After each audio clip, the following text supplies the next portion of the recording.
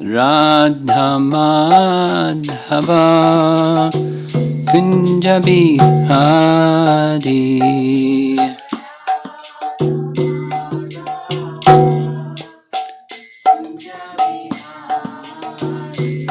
Jaya Radha Madhava Kunja Bihari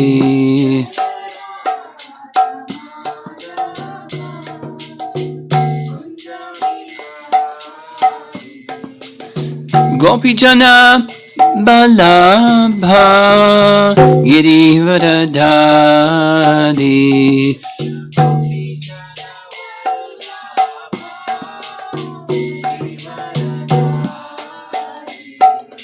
Gopijana Balabha Girivaradhari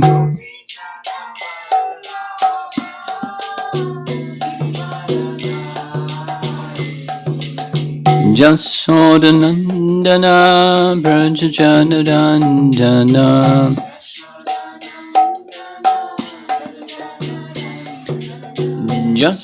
Jasodanandana Brajajanarandana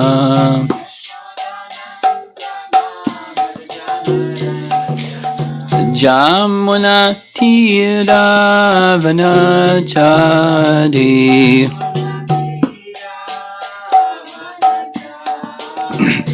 Jamuna Tiravanachari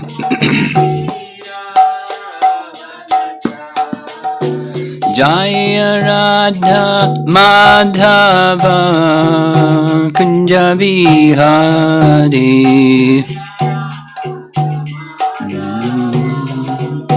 Kunja Bihari Jaya Radha Madhava Kunja Bihari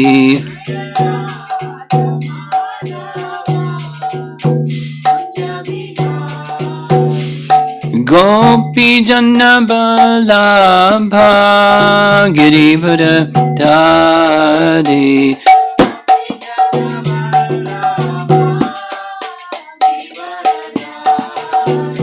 Gopi Jana Balabha Girivaradhari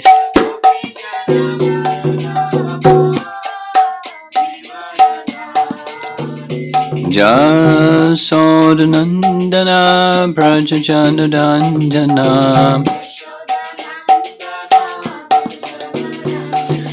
Jasodanandana Brajajanarandana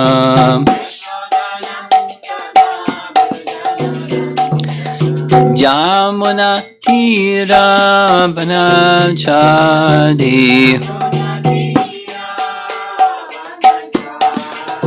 Jamuna Tiravanachari Jaya Radha Madhava Kunja Bihari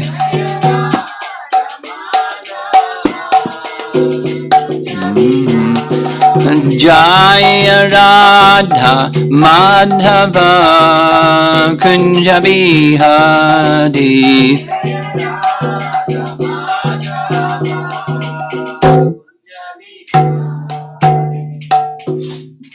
Jayom Vishnupad Paramahansa Parivajagacharya Astatarasatasi Srimad His Divine Grace A.C. Bhaktivedanta Swami Srila Prabhupada Ki Ananta Koti Vaishnavrinda Ki Gaur Premanandi.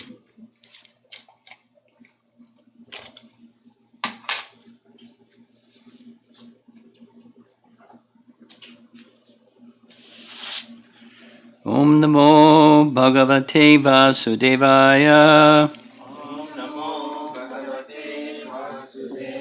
Om Namo Bhagavate Vasudevaya. Om Namo Bhagavate Vasudevaya.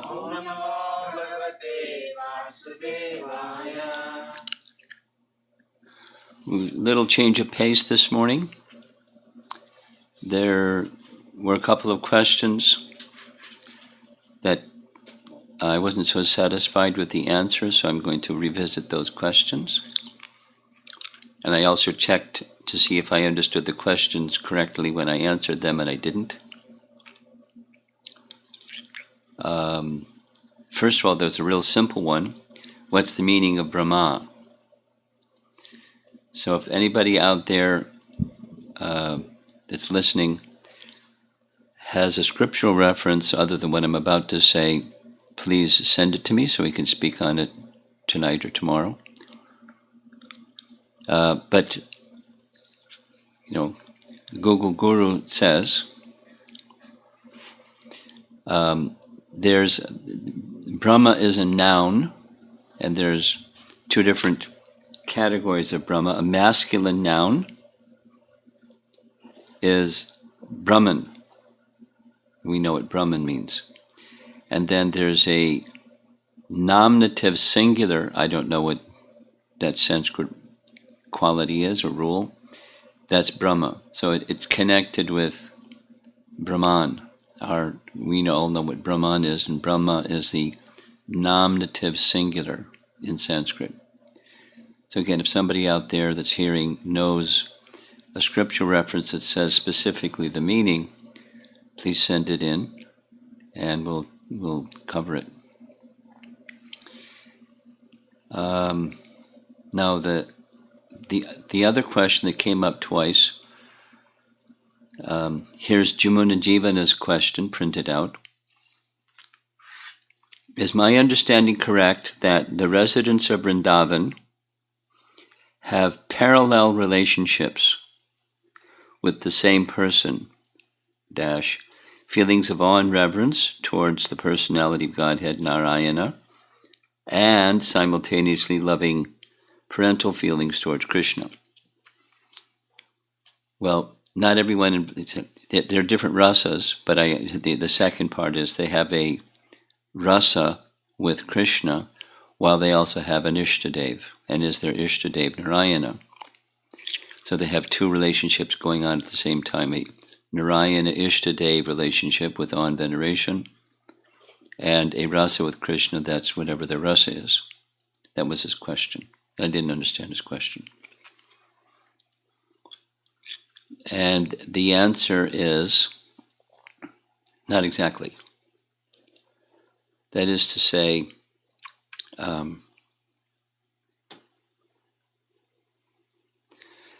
like the gopis, when the gopis were worshipping Katyayani, they weren't worshipping the demigoddess Katyayani, an expansion of Durga. They were worshipping Yogamaya, the spiritual counterpart of the material manifestation of the demigod or demigoddess. And similarly, because they're Brijvasis, they have a regard for Narayana as their Ishtadev, but they're overwhelmed with Madhurya feelings and within a particular rasa. But so their regard for Narayana is not the same as others who have Narayana as their Ishtadev. It's delicate and a little complicated. But not everyone has Narayana as their Ishtadev either. For example, the worshipable deity of Srimati Radharani is Suryadev, sun god. That's her worshipable deity. Now, when she worships the sun god, it's not the worldly sun god any more than the gopis that were worshipping Katyayani they were worshipping the demigoddess. They were worshipping the Yogamaya potency, because it's through Yogamaya potency only that one can have a relationship with Krishna as one's husband. So that's who they were worshipping, and that's our acharyas describe. So there's a little, just for fun, there's a nice lila of Radha worshipping Surya. Just like when we chant Gayatri Mantra. Some of you are chanting Gayatri Mantra. And in Gayatri Mantra, you know from the Gayatri Mantra that's found in Rig Veda, Brahma Gayatri. We call that in ISKCON, Brahma Gayatri. Some people think that Brahma Gayatri is worshipping the sun god. Some people think Gayatri Mantra, Brahma Gayatri Mantra is worshipping Brahman, the impersonal Brahman.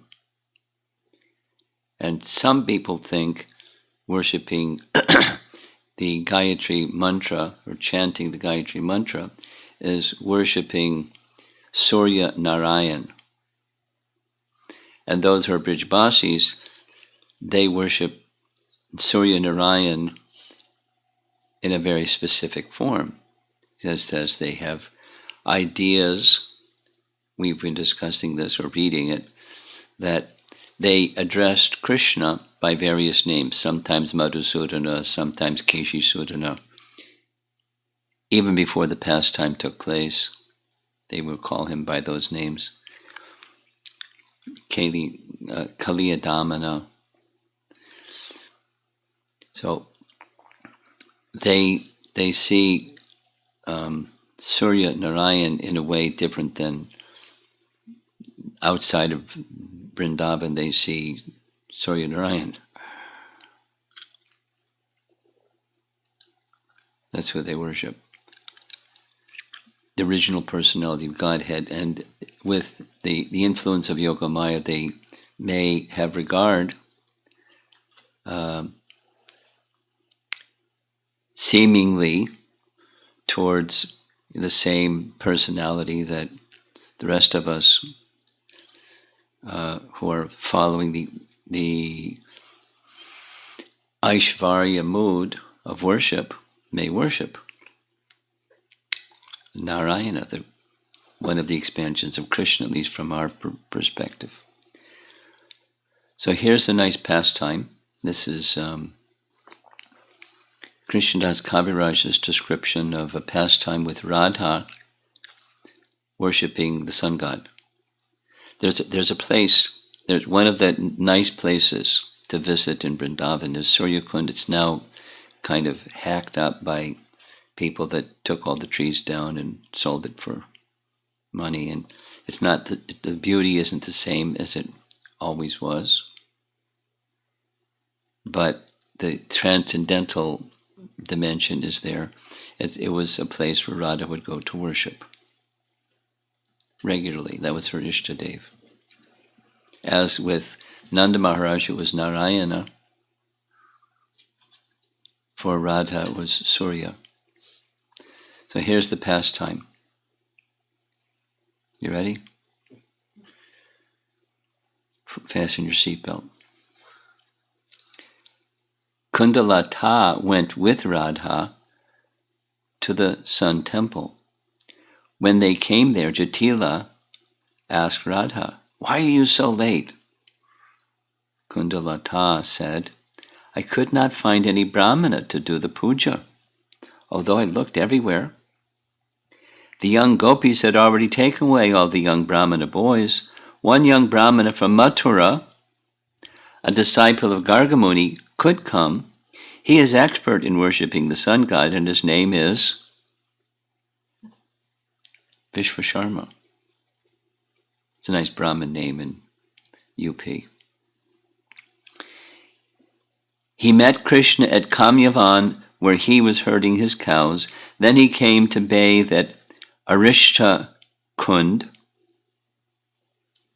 also known as Shamakund, because it's near where Arishta was killed that Shamakund was formed. There, we asked him to come with us to do Surya Puja, but Madhumangal, who knows your faults, speaking to Jatila, became angry at your bitter words and forbade this boy to go to see you. Jatila said, "Now where is this boy?" Kundalata said, He's looking at the beauty of the forest.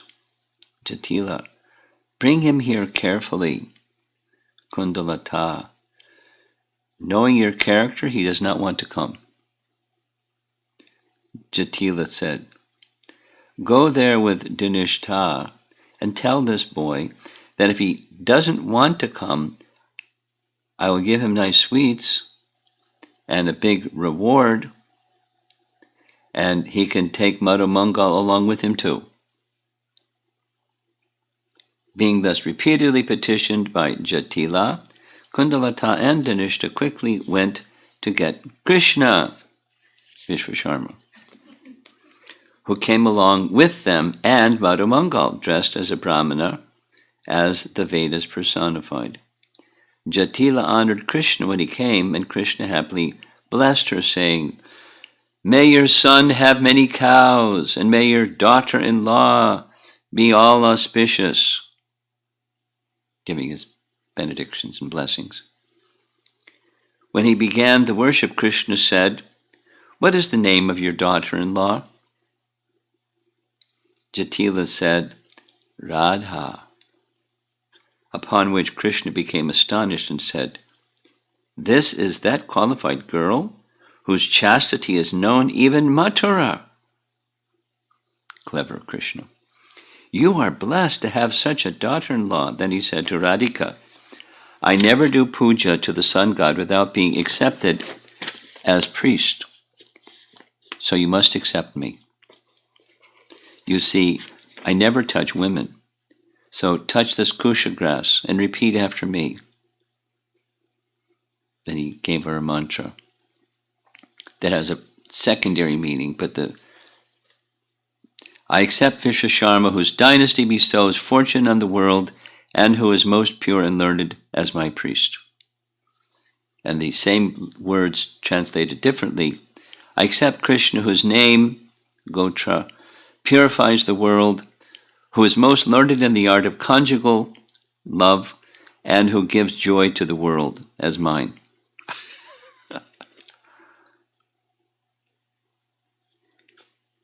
I offer my obeisances to the sun god, who is the friend of the lotuses, and who appeared before me, destroying the darkness with his splendor, and who is bright red in the morning and evening.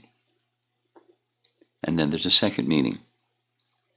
I offer myself to Bhasvan, Krishna, who has a golden stripe on his chest, who destroyed the affliction of lust, destroys the affliction of lust, who is the friend of the lotus-like gopis, and who is very attractive. That's the second meaning. With this mantra, you offer Argya and Padya to the golden-dressed sun, who will fulfill your desires. And there's a second meaning to that.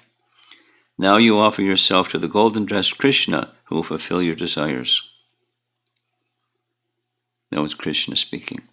Then Madhu Mangal recited, Swasti Racham Swasat, be ever blessed, and told Radha, Radhe, to complete the worship of the sun and to increase your wealth of cows, you must now offer some cows to him, the priest, Krishna, Vishvasharma.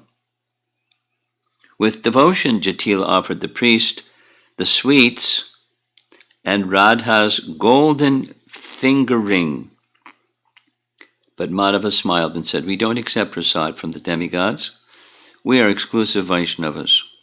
I'm a pure celibate Brahmana, so I don't accept gifts from other castes. I am the disciple of the omniscient Garga Muni, and I know the astrological and marine scriptures. My greatest reward is the love of the people of Vraja like you.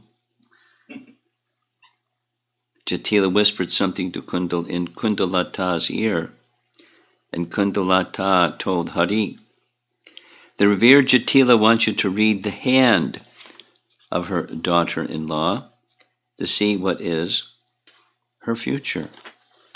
Hari said, we do not touch women. But because I love you, I will still look at Radha's hand from a distance. Spread the hands of this chaste girl out before me. Kundalata did this, and when he saw Radha's hand, he began to cry, horripilate, and shiver in ecstasy. Krishna concealed his ecstasy. With his astonishment, he said, "Aha! How amazing! I can see from the auspicious signs on her hand that this girl is the goddess of fortune herself. As she cast her merciful glance, we have our desires for wealth fulfilled. And wherever she lives, all is auspicious and opulent."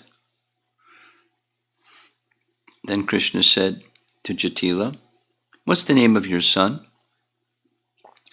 When Jatila told him, and Hari saw his horoscope, he was amazed and said, "Oh, old one." Jatila, "This boy has many difficulties in life." Oh, excuse me. It's not Sridham, it's her son, Abhimanyu. "But they are nullified by the influence of this chaste girl." Hearing this, Jatila was very happy and placed Radhika's 2 valuable jeweled rings before Krishna as reward. Then Subal came and said, "Oh, Vishvasharma, Hari waits for you to come with Madhumangal and eat fruits and milk from him, because fruits and milk is all that Brahmanas accept from lower castes." Krishna said, "I don't accept food cooked by non-Brahmins. Gargi, the daughter of Gargamuni, has invited me today, and I'm going there quickly. Madhumangal, you can take the food." Madhumangal said, "Oh, old woman, give me the reward for my blessings." And Jatila gave him the golden ring from her own finger. Getting this, Madhumangal was very happy and repeatedly slapped his armpits. He bound the food in his cloth and danced, praising Jatila.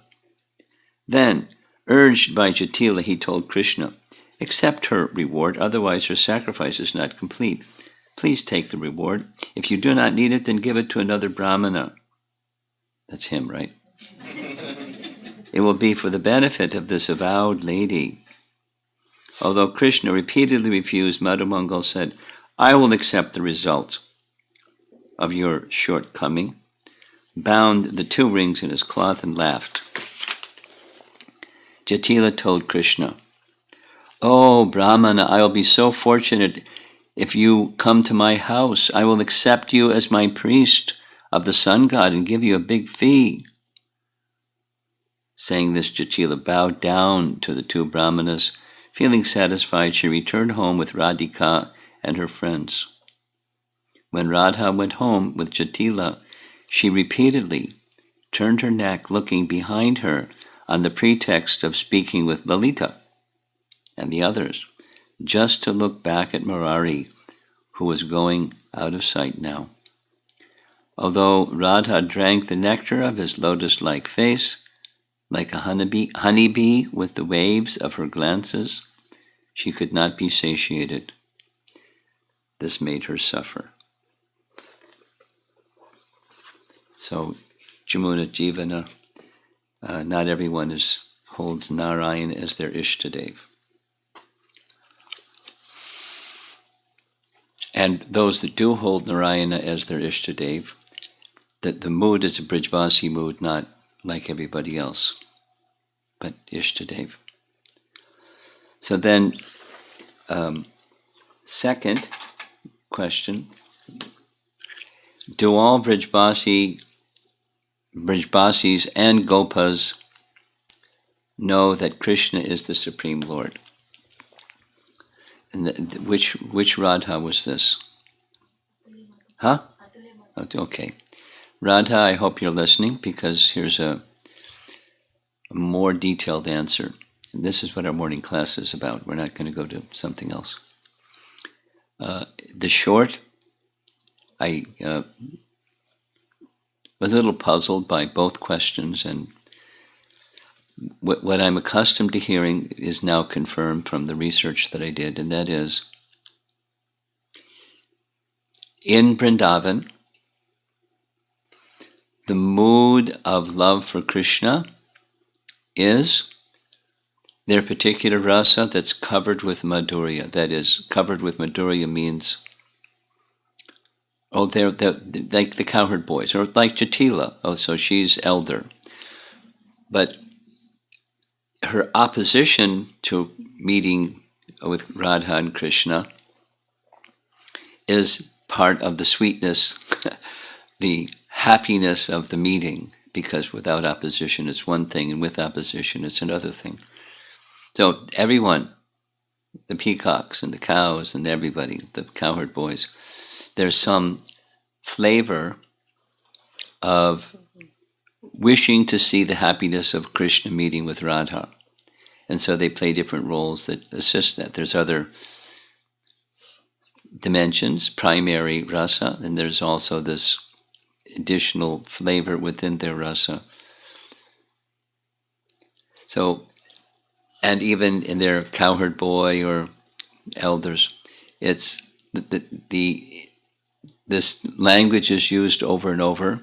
The possessiveness and the natural affection and attachment, those terminologies are used because that's this madhurya feature. Sweet, intimate, not only conjugal love, but sweet and intimate, madhurya, madhu, like honey. So that's the predominating feature, and from time to time, I was using this language, Krishna will pull back the curtain, and they go, wow. So, and then the curtain closes. And they not just, they get over it, but they completely forget it.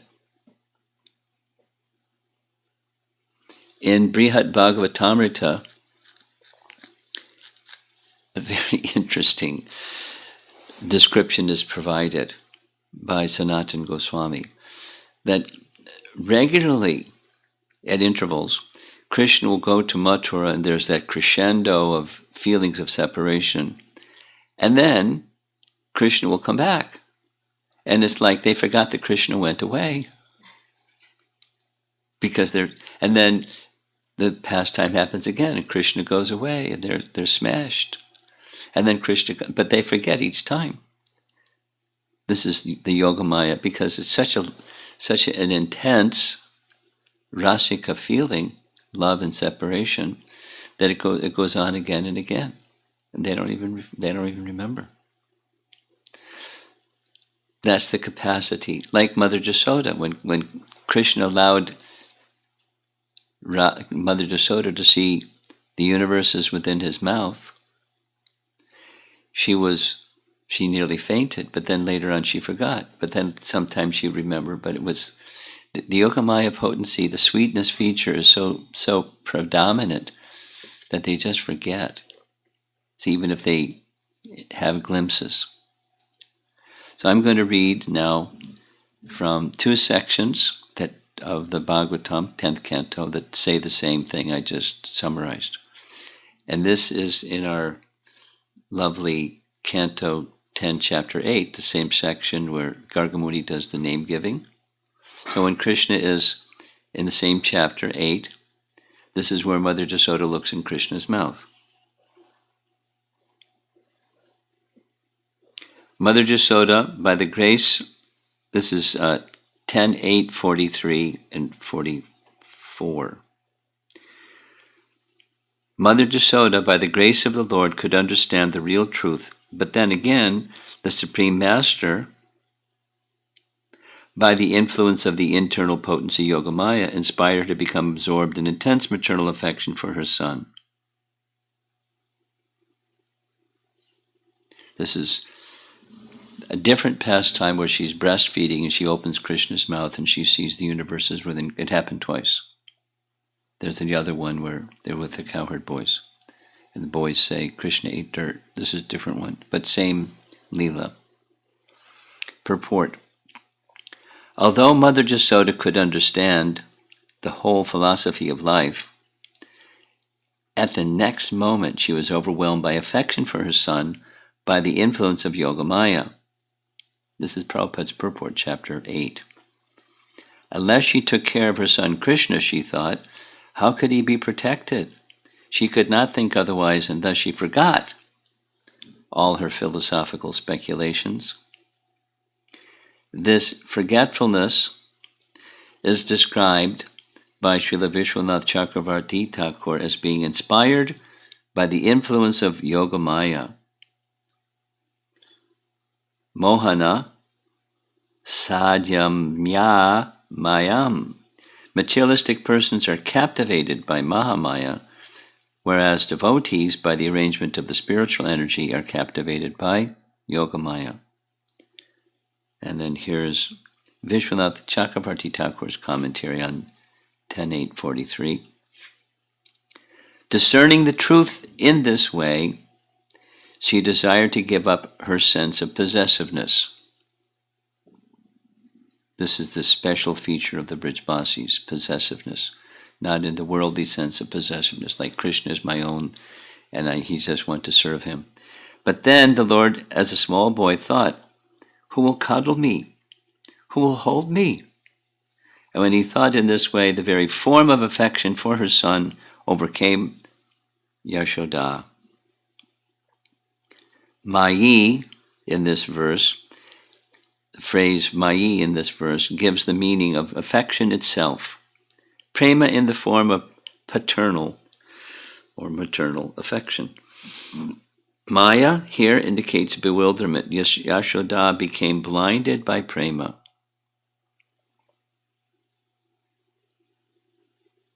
Then Jiva Goswami's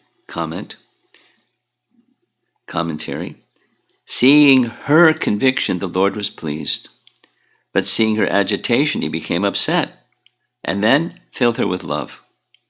When she, who protected her son by her motherly love, had understood the truth mentioned in the first 3 lines of the previous verse for the purpose of Krishna's pastimes, the Lord, who is capable of fulfilling her prayers, spread his mercy, Mayam, Yogamaya, to her even more than previously, so that she would no longer see this vision which was contrary to her love.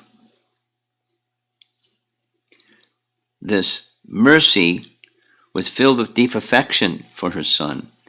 That affection was deeper than any other person's affection.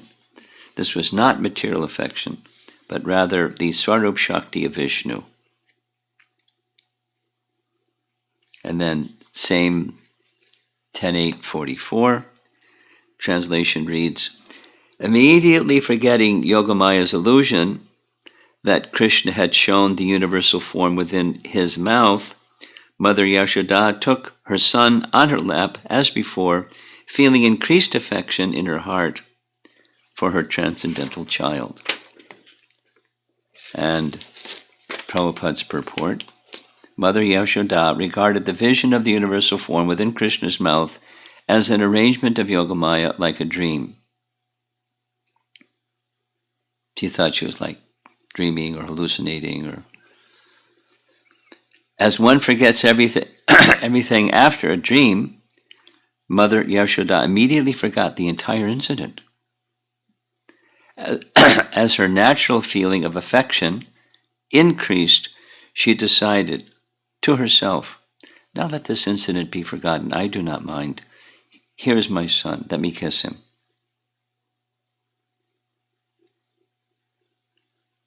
And that's Prabhupada's purport. Here's Vishwanath. Just as one quickly forgets a dream, Yashoda forgot completely about the universal form through the influence of Maya. In the presence of Aishvarya Gyan, affection is restricted. Now, her affection was unrestricted. Rather, it increased even more. She is described as, quote, one whose heart was spread, Kalila, with increased affection. And Jiva Goswami's commentary, suddenly she forgot about questioning what had happened. She put the child, who was born from her womb, on her lap, just as she had previously. As previously her heart had strong affection, this confirms that she forgot what had previously happened.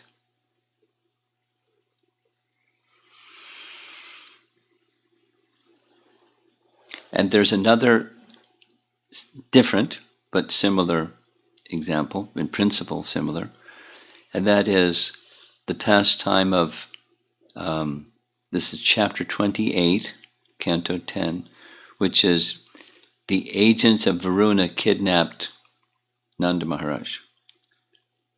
You know the pastime? He was taking his bath on the Dwadasi morning, and the agents of Varuna said, "Whoa, he's taking his bath at the wrong minute." And so they grabbed him from underneath and took him to the abode of Varuna. Nanda disappeared. And the Brijbasis, their king, is gone. So they were, oh, Nanda Maharaj is gone. So Krishna said, I'll see if I can find him. So Krishna and Balaram entered the sea, entered the river, and went to the abode of Yamaraj, but the abode of Varuna. And when Krishna and Balaram reached the abode of Varuna, there he saw his father. There he saw Varuna and the agents of Varuna. Varuna got off his throne, came right before Krishna, and started worshiping Krishna right in front of Nanda Maharaj, and said, here's your father back. I've understood why you've come. So thank you very much. And he went back. And then when Nanda Maharaj went back, he described everything to the elders and said, I don't know who this boy is. Varuna was worshiping him. So maybe this, maybe that. And, Krishna did something like what he had done with the other case. And then Krishna decided, so this is like the curtain is drawn back again. Who is he? So the astonishment, secondary rasa again. So Krishna decided he wanted to show them the spiritual world.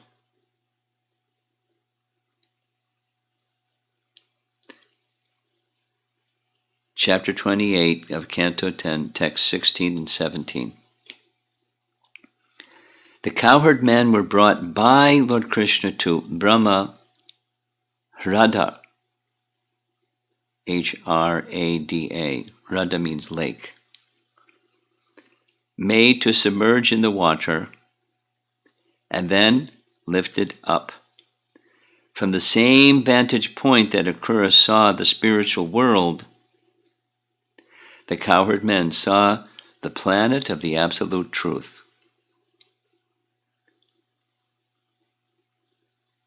Purport. Now this is not Prabhupada, this is his followers. The unlimited extension of spiritual light called Brahmajyoti in text 15, that's the previous verse of this text, is compared to a lake called Brahma Hrada. Lord Krishna submerged the cowherd men in that lake in the sense that he submerged them in the awareness of the impersonal Brahman. But then, as indicated by the word uhrita, he lifted them to a higher understanding, that of the personality of Godhead in his own planet, as clearly stated here. They saw, just as Akrura did, the transcendental abode of the absolute truth. Paragraph. The evolution of consciousness may be briefly summarized as follows. In ordinary consciousness, we perceive and are attracted to the variety of material things, sense objects.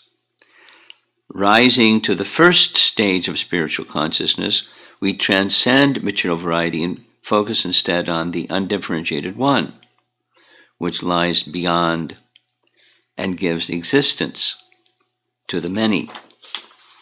Finally, rising to Krishna consciousness, we find that the Absolute Spiritual One contains its own eternal variety. In fact, since this world is a mere shadow of the eternal existence, we would expect to find spiritual variety within the One. And indeed, we do find it in the sacred text of Srimad Bhagavatam. Paragraph. Astute readers may note that the pastime involving Akrura takes place later in the Bhagavatam, after the present affair with the cowherd men. The reason Shukadeva Goswami says Akrura saw Vaikuntha Pura previously is that all these incidents took place many years before the conversation with Shukadeva Goswami and Maharaj Pariksit. That's the chronology question. Okay, so here's Vishwanath Chakravarti Thakur's commentary on this text, 16 of chapter 28. Krishna gave them realization of Brahman, in which there is no particular awareness, as if immersing them in a lake. Hradam. Then he pulled them out of that realization by his remarkable powers and let them see Vaikuntha, Lokam. This is stated in the second canto of the Bhagavatam, 2:731. That is, he let them see Gokula in Vaikuntha. This is a 10th canto, making reference to something spoken in the second canto. Paragraph. As the materialist is taken from the lake of matter to realization of Brahman, so the cowherd men were taken from the lake of Brahman realization to realization of Vaikuntha. Krishna delivered them from the dangerous, destructive Sayuja to the blissful Vaikuntha. The realization of Vaikuntha with prema is superior to the realization of happiness in Brahman with no prema. But superior to the realization of happiness in Vaikuntha with prema is the realization of happiness in Gokula with prema.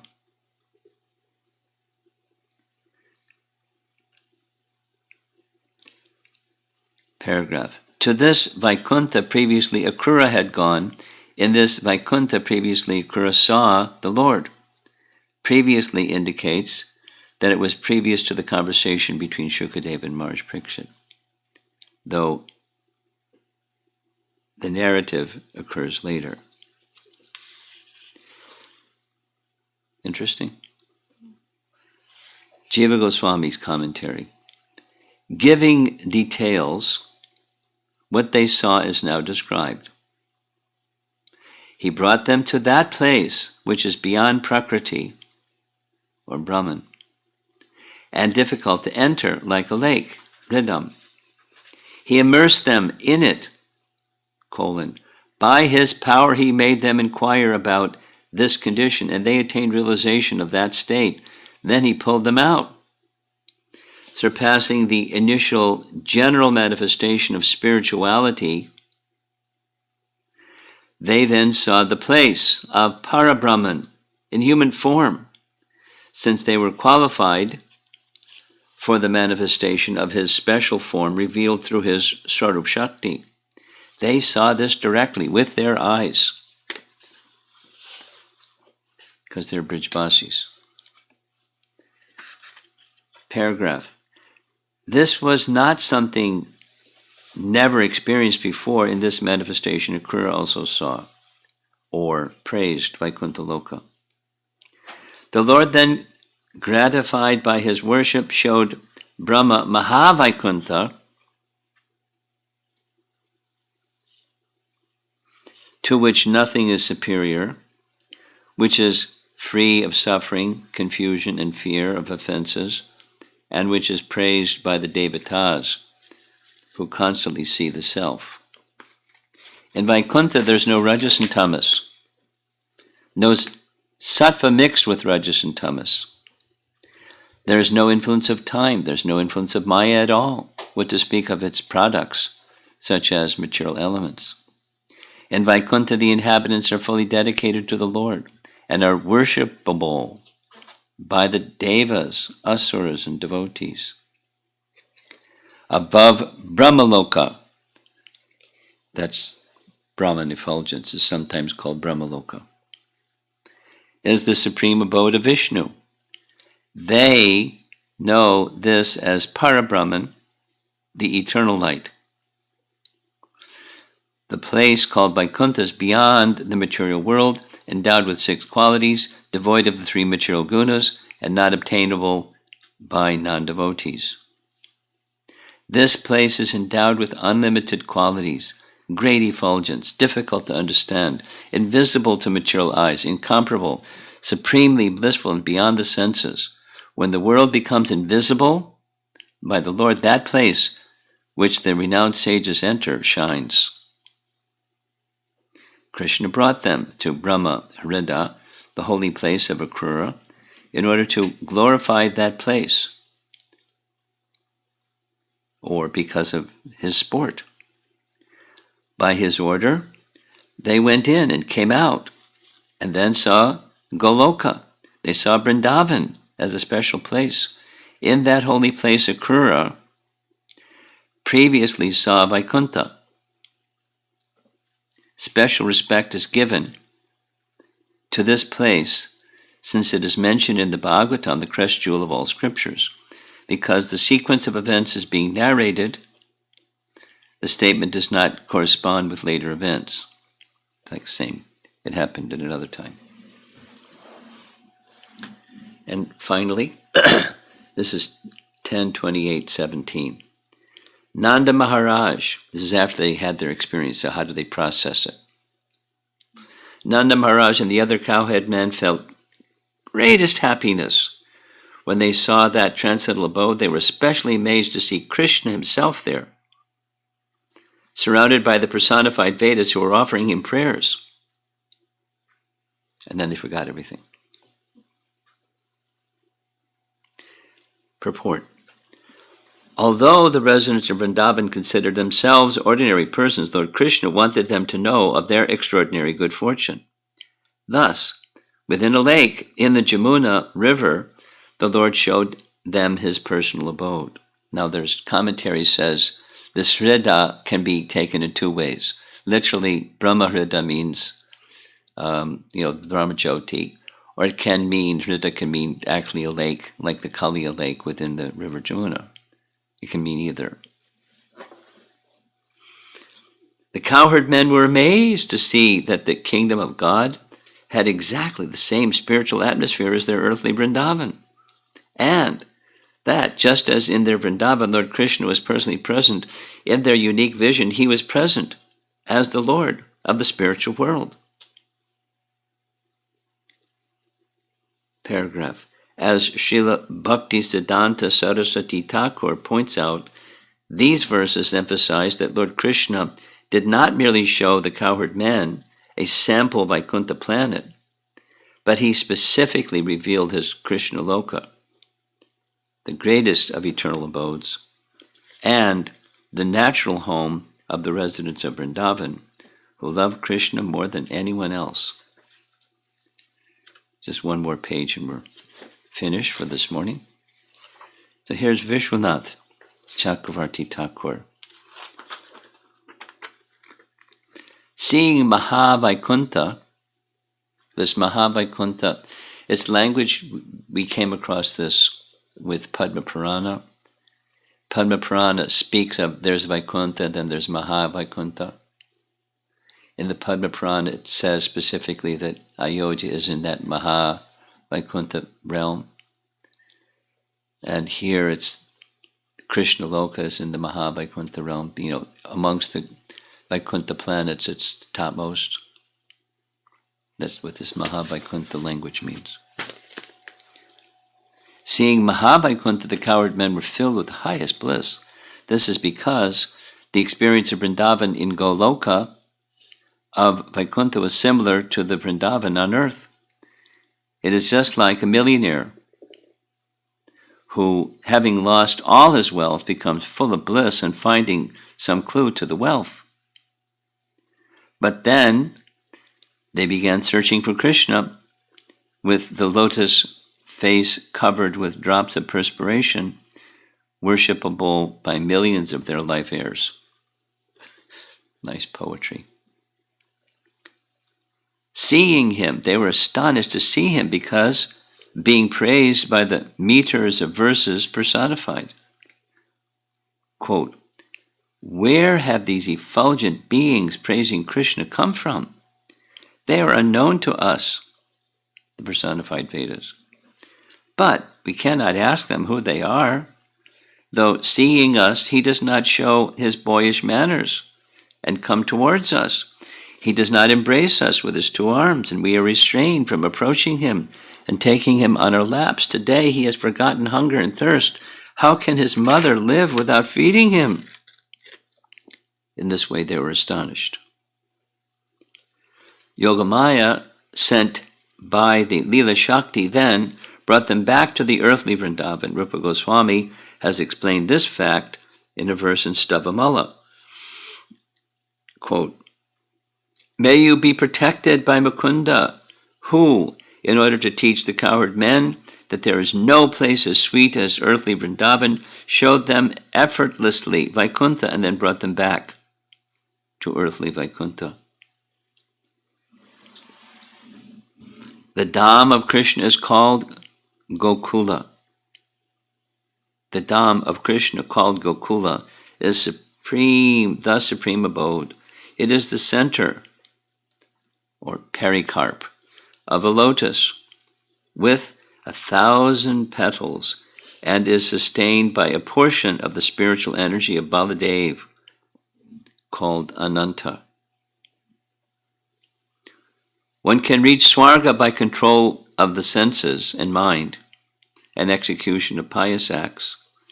One can reach Vaikuntha by engaging in meditation on Vishnu, but it is very difficult to attain Goloka. And the planet protected personally by you, Gokula, O hero, and which destroys the suffering of the cows and other inhabitants, is the residence of the determined and disciplined devotees. That's a quote from Harivamsa. Almost done. Krishna, who plays eternally with his associates in Goloka, which is a particular manifestation of Vrindavan, manifesting within invisible forests on earth, appears sometimes with his associates in the material world, with visible form. These associates are eternally present with Krishna. This is understood from scriptures which describe Krishna with his devotees.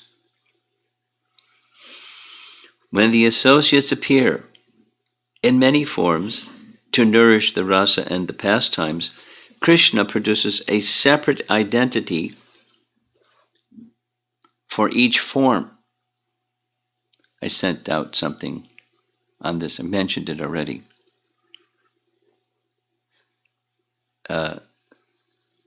Mysteriously, the perfected souls and associates of Krishna,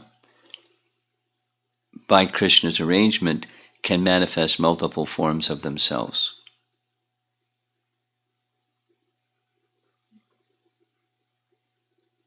Quite mysterious.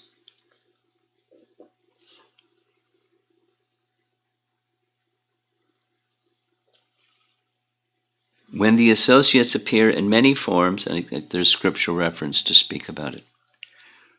When the associates appear in many forms to nourish the rasa of his pastimes, Krishna produces a separate identity for each form, which does not search out the other forms, since they do not make use of the eternal powers at that time. Their eternal powers.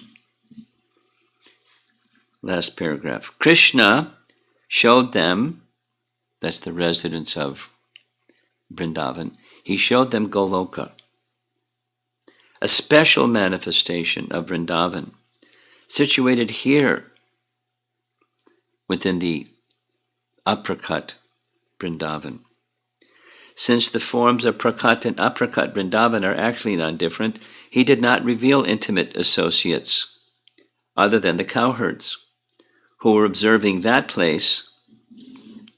Thus, since the personifications of the scriptures who were praising Krishna were not intimate associates similar to the regular Brijbasis who travel from place to place, having the cowherds see the scriptures praise Krishna was to establish his credibility.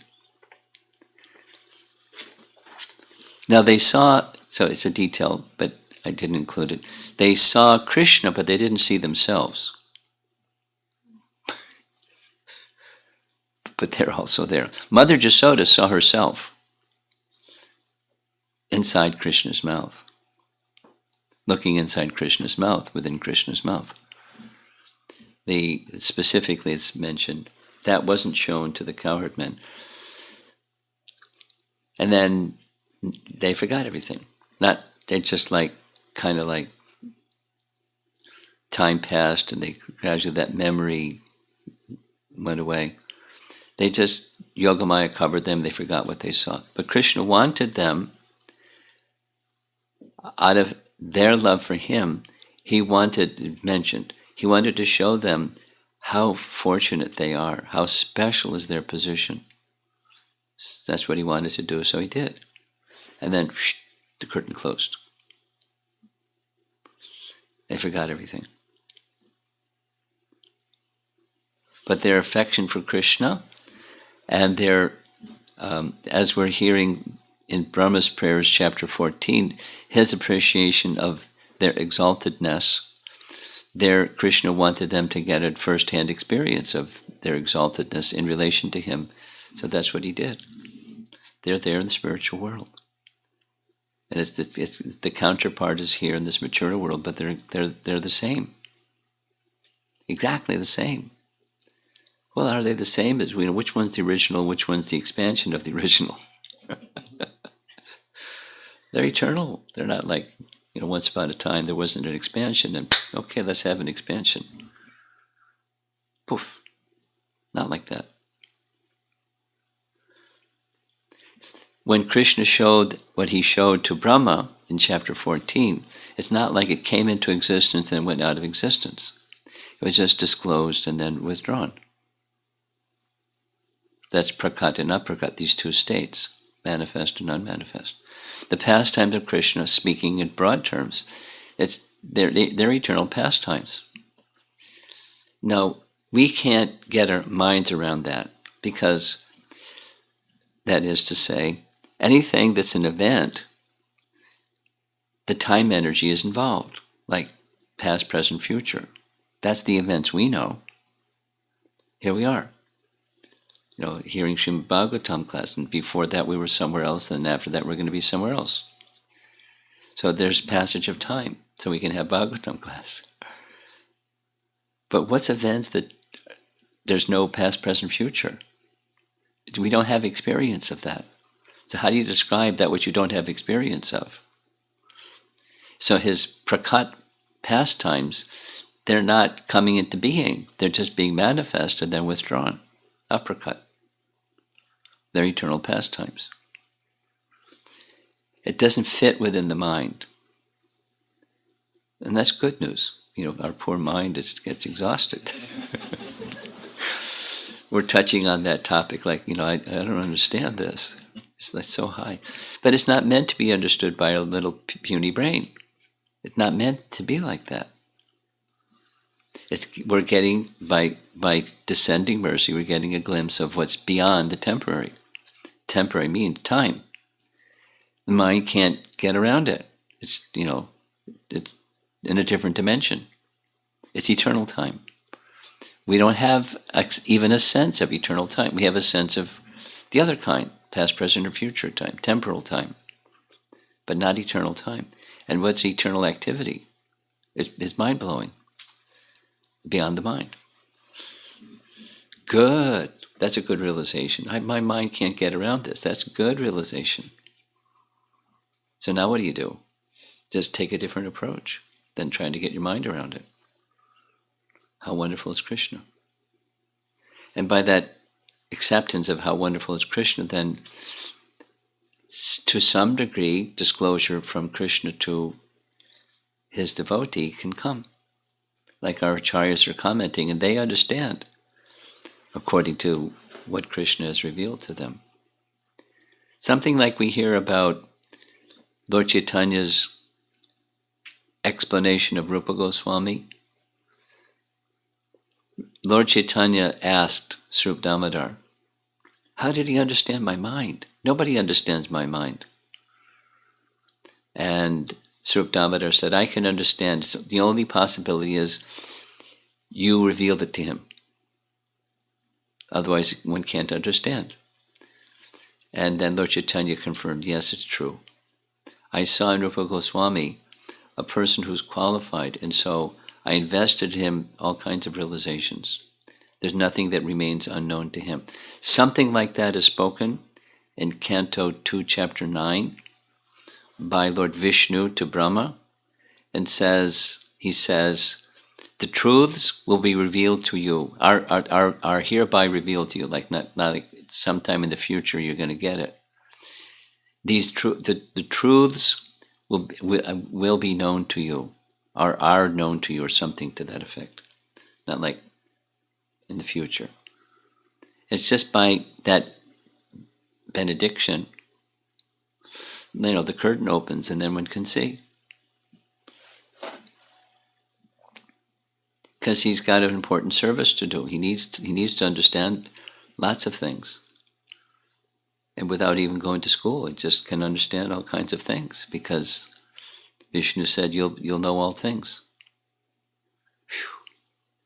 But he had qualification before that, the austerities and dedication to what he heard, tapa, and the mantra, and so forth.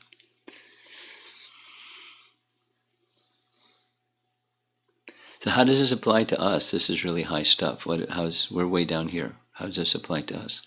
It's describing principles. And from wherever we are, the principle applies to us. We're in the sadhana bhakti, preliminary stages of sadhana bhakti, but the principle is the same.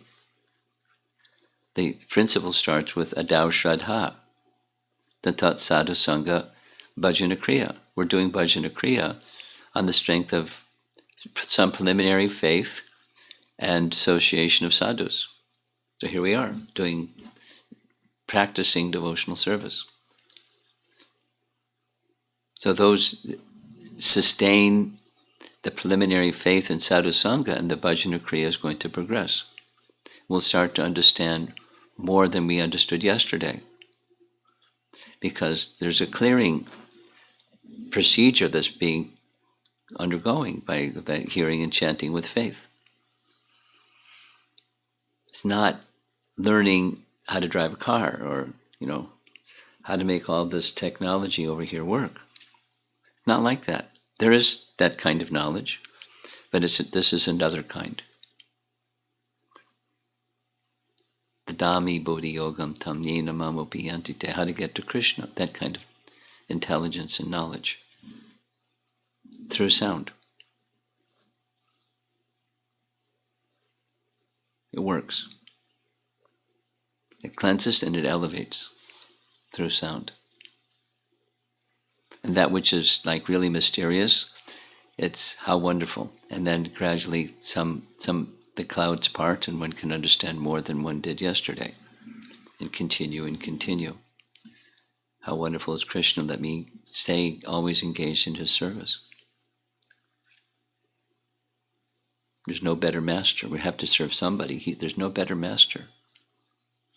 And then some idea of what our spiritual identity is as soul, and then further and further. The truths of reality or eternal reality become gradually unfolded.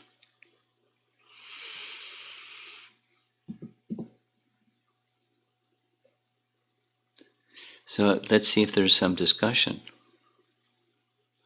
All of this was prompted by those questions of, do the Brijbasis, what's their relationship with the personality of Godhead in addition to their particular rasa with Krishna? Do they have a concept of a worshipable deity, and do they understand Krishna as God? It gets covered quickly. There's very few selected situations where Krishna pulls the curtain, and then they go, whoa, and then the curtain closes again. Otherwise, when they see something wonderful, they're not disturbed. Who is he? They just, how wonderful is Krishna? Let's have lunch.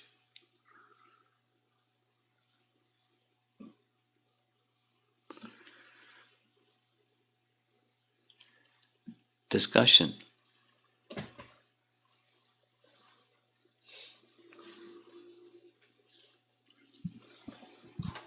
This is Premananda Mataji's questions. 2 questions from yesterday's class.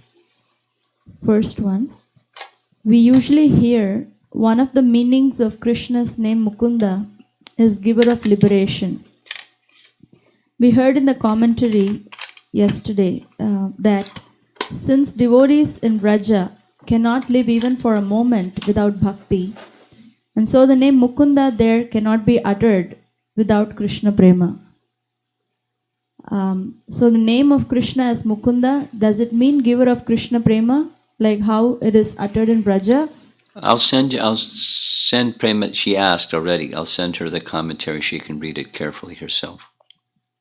Next. The next question is, in King Kulashekara's prayers, Mukunda Mala Stotra, there is so much repetition of the name Mukunda, and he addresses both Lord Narayana and also Krishna alternately, and even glorifies Gopi's love for Krishna. Are those prayers indicative of Vraja Prem or mixed because there is both glorification of Lord Narayana and Krishna?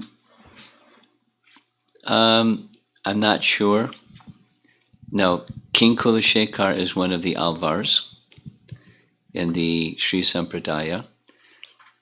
And if my memory serves me right, he had like with his love for Ram, it wasn't just majesty, it was intimacy in his love for Ram.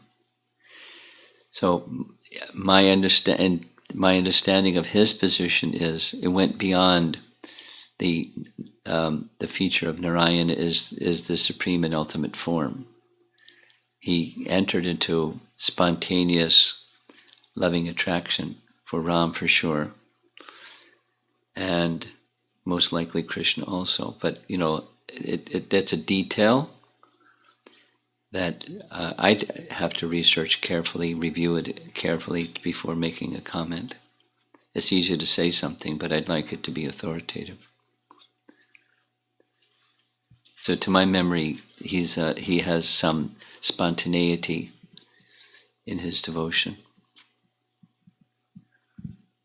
This is Keshav Kishore Prabhu. Mother Yashoda didn't feel but motherly love when she saw Krishna's universal form. But Arjuna, being a warrior, when saw the universal form, was very agitated and fearful. Do you know why this infraction? Wouldn't be the opposite reaction considering their roles in which the events happened? Well, it's not just role, it's their particular mood of love. And the particular mood of love of Mother Jasoda,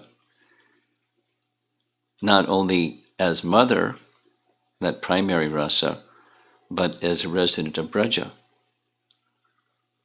So, more so than rasa, friend and mother, it's outside of Vrindavan and in Vrindavan. The mood of love of the residents of Vrindavan is universally distinct and special. So my response to the question is, it has more to do with her being a Brijbasi than anything else. This is Sthira Mataji.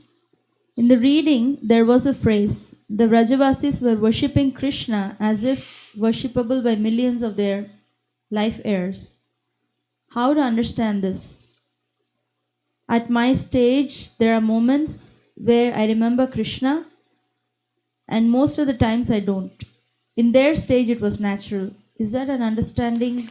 In their stage, phrase? what? In their stage? In their stage, it was natural remembrance. So is that an understanding of that phrase?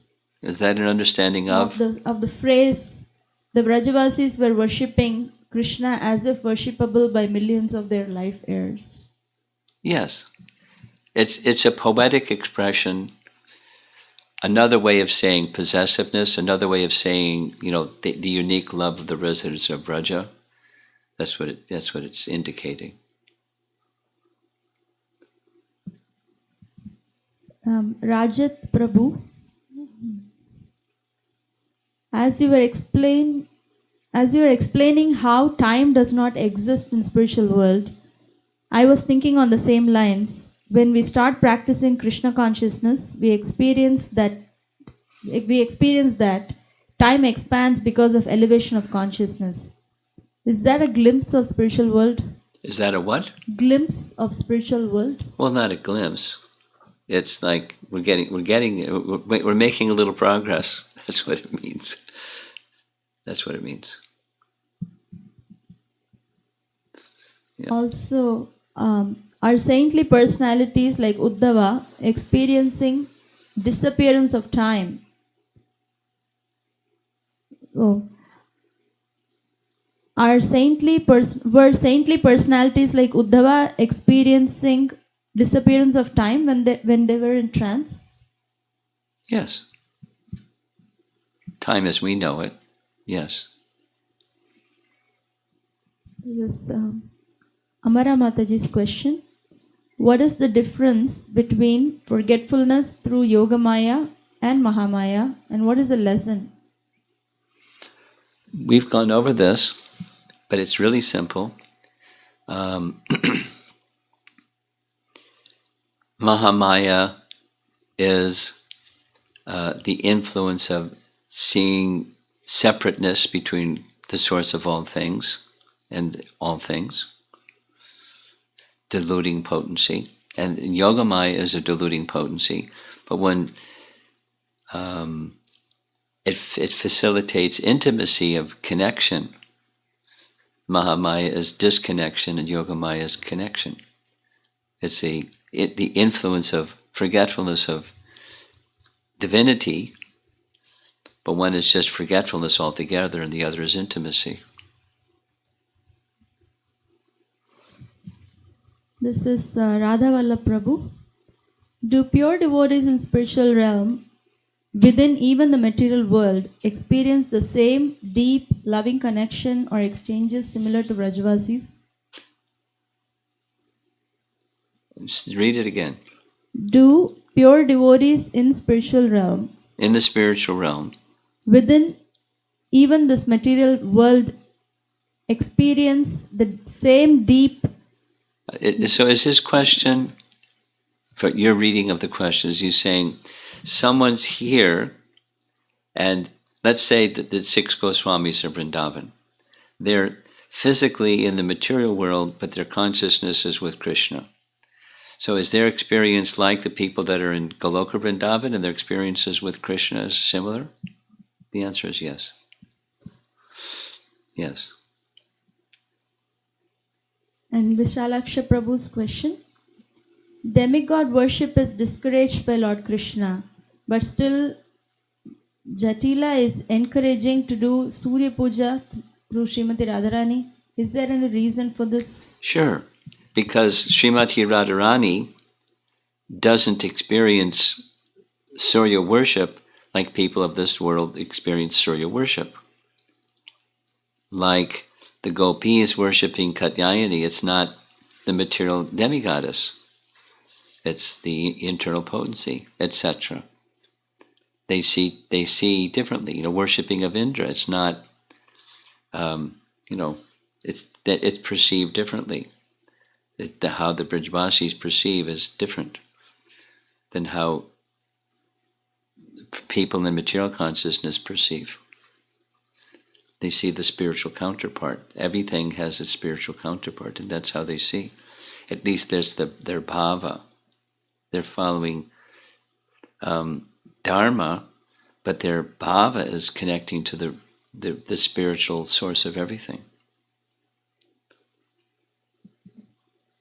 This is Sunil Sharma Prabhu. How can one feel the reciprocation of Guru and Krishna always? What are the practical steps to enhance the loving mood while serving? Gosh, follow Krishna consciousness nicely, and it's there.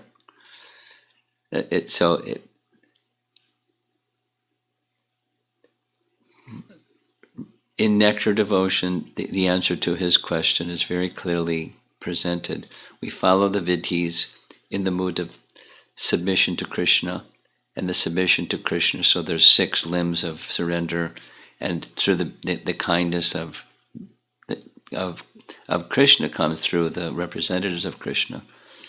So follow carefully Vaidhi Sadhana Bhakti, and that sense of connection will awaken. And do those things not mechanically, but do from the heart. Yeah.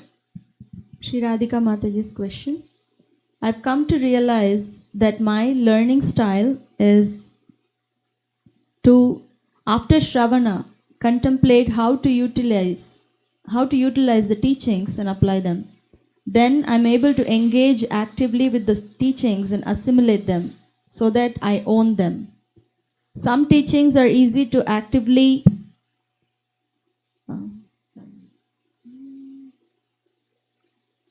got deleted.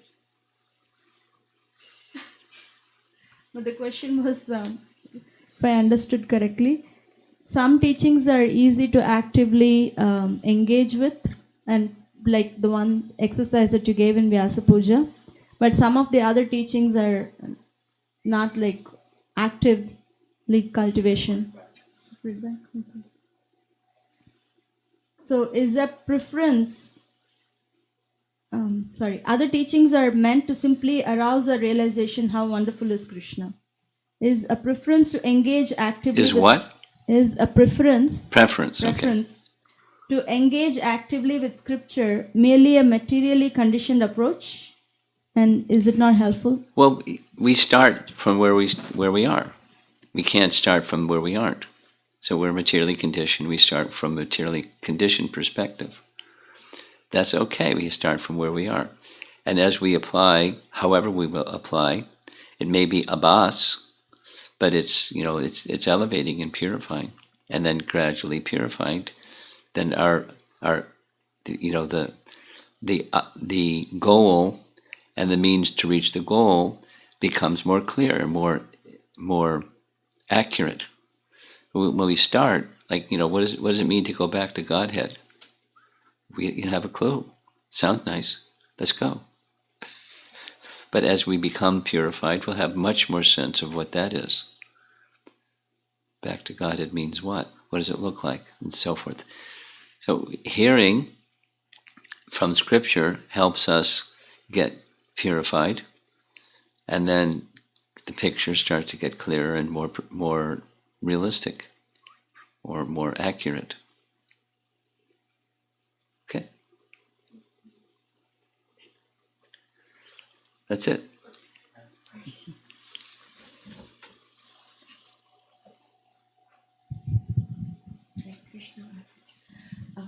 I have a question. You got to speak into the microphone, though. You're on. I have a question regarding the gopis praying to Katyayani. I don't know if I'm wrong or right about Rukmani before marriage to Krishna. She also went to a temple, Katyayani temple. Yeah. and Sita also, before getting married to Rama, Yeah. did the same. So in that case, the internal potency Yes. is Same. doing the Same. Because their consciousness is not material. And so the form of their worship matches their consciousness. It's the internal potency. It's Yogamaya. So the names of Yogamaya and, where Yogamaya takes one may be different. Krishna in Vrindavan, Krishna in Dwaraka, Ram in Ayodhya. That's Yogamaya. That's how it happens. No, it's not like, so supposing one just chants Hare Krishna and doesn't worship Katyayani, can we, enter into that pure state? And the answer is yes. It's a dharmic exhibition of something that's all encompassed within the Hare Krishna mantra. Everything that they did is within the Hare Krishna mantra. Yes? So the answer to your question is yes. It's like internal potency is worshipping external potency. No. When we hear they were worshiping Katyayani, each of those three, we think of the material, the demigoddess. They weren't thinking like that. Their consciousness is beyond that. They don't need something material to get something spiritual. But their mood is a mood of love. It's not even like making that discrimination between material and spiritual. It's just love. It's spontaneous love. They're eternal associates. They're not like getting there. It's a lila. And so it's the internal potency giving access to that fulfillment of that lila. And for us, chant Hare Krishna.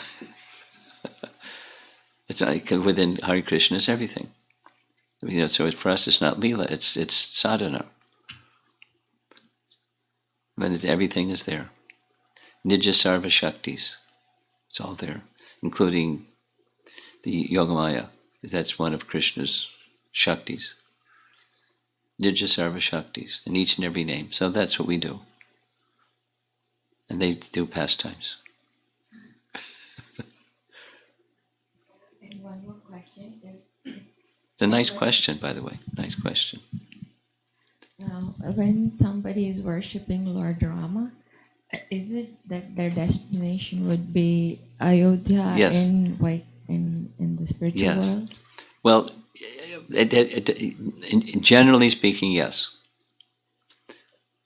Generally speaking, yes. But there could be exceptions. Coming to mind is the famous one, Murari Gupta. You know Murari Gupta by name, physician by profession, and he was a dear devotee of Lord Chaitanya, who is Radha Krishna combined. But his Ishtadev was Rama. So now, what happens to Murari Gupta? Well, he's an eternal associate of Lord Chaitanya. He's not like a sadhaka. He's an eternal associate of Lord Chaitanya. So where does he go after this life? Because he's attached to Lord Chaitanya and he's attached to Ram. I don't have an answer to that question. But it's like his attachment for Ram is something that's within Lord Chaitanya. Because Lord Chaitanya is the source of everything, the source of Ram, the source of everything, the source of all expansions of living entities and Vishnu forms and everything. So,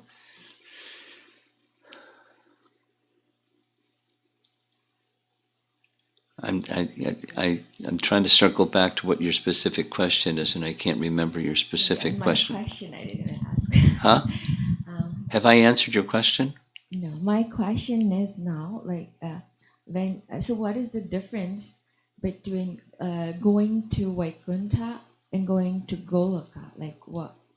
How What's the difference? Or what's the procedure? your procedure? Okay. Sounds like procedure and difference both. Okay. Well, the difference is Aishvarya versus Madhurya. In Madhurya, Krishna shows his Aishvarya, but Madhurya is so strong. They can't see the Aishwarya. Sometimes, we've been speaking, sometimes the curtain is, here's my Aishwarya, then the curtain closes. But because the mood of Madhurya is so strong, it's exactly the topic that I wanted to speak on this morning, so thank you. It just covers. They forget it. Not like, they kind of like struggle with it. They just forget it because the sweetness of Krishna is so strong, it overpowers them. And Krishna likes that. He likes that more. Just like at the end of the Brahma Vimohan Lila, Brahma offers these very elevated, eloquent prayers. And what does Krishna do? He doesn't say anything, because he wants to go back and be with the cowherd boys and have lunch. And when he goes back, they say, oh, you're so attached to us, you can't stay away from us for a moment. Sit down and finish your lunch. That intimacy, the sweetness, is Goloka, or Vrindavan. And in Vaikuntha, it's majesty. And it's majesty and it's majesty. In Ayodhya, there's a degree, significant degree more sweetness. Ram has brothers. Narayan doesn't have brothers. Ram has a mother and father. Narayan doesn't have a mother and father. Ram and Sita have children. Narayan doesn't have children. There's sweetness that's in Ayodhya that's not found in the rest of Vaikuntha, in Haridham. And then in Goloka, there's more sweetness and superlative sweetness. Nothing sweeter than Vrindavan. So in Goloka, there's Dwarka, Mathura, and Vrindavan. Dwarka, more majesty, feeling. Mathura, less majesty, more sweetness. Vrindavan, sweetness. That's the distinction between Vaikuntha and Goloka. And the sweetness flows into all the rasas, and the superlative of all is Madhurya rasa, and above all is Radharani. So are we going to, Radharani's better than Rukmini? We don't do like that. But her love is superlative.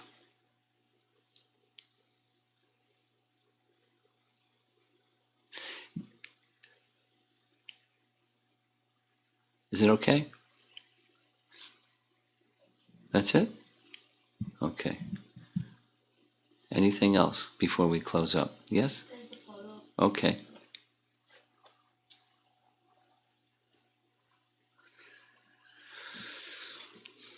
Shri Radhika Mataji's follow-up question. Is it appropriate to approach these wonderful Krishna pastimes with an approach to wanting to engage actively with the pastime, with a view to applying them, or whether this is a very cerebral tendency that disturbs us? Or whether it's a cerebral tendency? Well, first become qualified. That's my response. And we are followers of Lord Brahma who doesn't feel himself qualified. But as followers of Rupa Goswami, when, Krishna Manjari's question about, attaining your Swarup and wanting to associate with Ragatmika Bhaktas, we're not qualified for that. So make ourselves qualified. And the qualification is purity. And going beyond purity means going beyond anarthas and the material conceptions and what we're attached to, because those attachments, that's remaining attached to material things despite understanding so many instructions. It's not like you have to like empty out your house or go live under a tree or something, but attachment.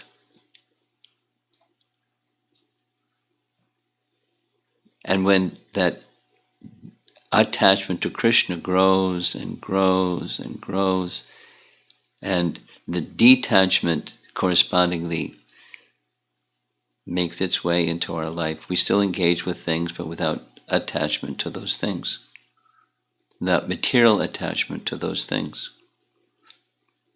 Like, let's say, your children. So, like, I just kind of don't care about my children anymore because I'm becoming elevated. The material attachment, and then it subsides, and the spiritual attachment grows. We don't know what that is because we're materially attached and not so spiritually attached. But the spiritual attachment grows. I mean, Bhaktivinoda had 10 children. Prabhupada had children. So, but spiritual attachment, and even after he took sannyas, I heard this from Hari Sori, I didn't know until I heard it from him. Prabhupada would make arrangements that some money was sent for his wife and children from money that came to him. He didn't want them to be in difficulty. It's not out of attachment, it's out of affection.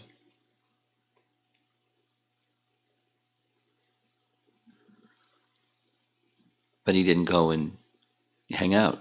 He just, had love for them in a transcendental sense. So, what does that look like? It's going to be different for different people, but it's the qualification of being in the position of in association with the residents of Vrindavan, along with the Nitya Siddha devotees that appear with Krishna on his roadshow. There's some that join him. They have become perfect by this way, that way, and they get trained up. So it's good to have that hankering, but let us first become qualified. Let us first become pure. We have a long way to go for that one. It's so in the distance, we know that is a stage we'd like to achieve, and then stay focused on where you are at the moment, and go the next step, and go the next step, and go the next step. Keep going. Purity. Okay, we're done. Srila Prabhupada ki jai. Huh? Yeah, let me just end. Thank you.